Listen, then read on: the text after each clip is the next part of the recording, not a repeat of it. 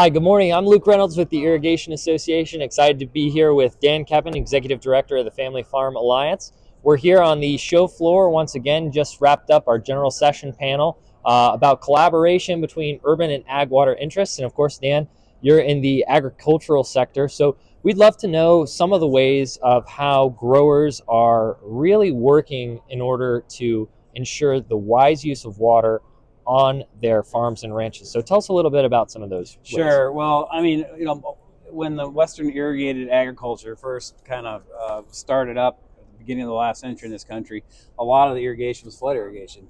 Sure. And there was plenty of water to go around. Now there's a lot more people in the West. There's increased environmental demands. So there's a lot of pressure to be more efficient. And so farmers across the board are, moving away from flood irrigation for the most part. We're seeing pressurized sprinklers. We're seeing land leveling operations in some parts of the West.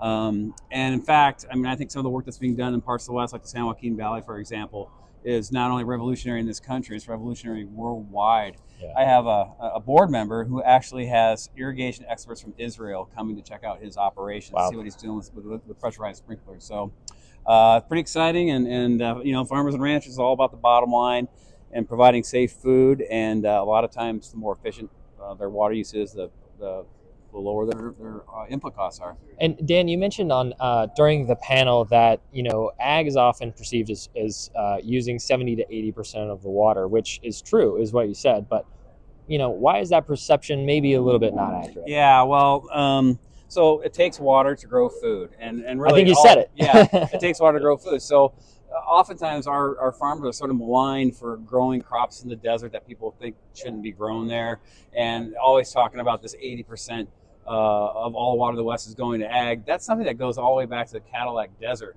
Sure. A book that Mark Reisner wrote, back in the 80s.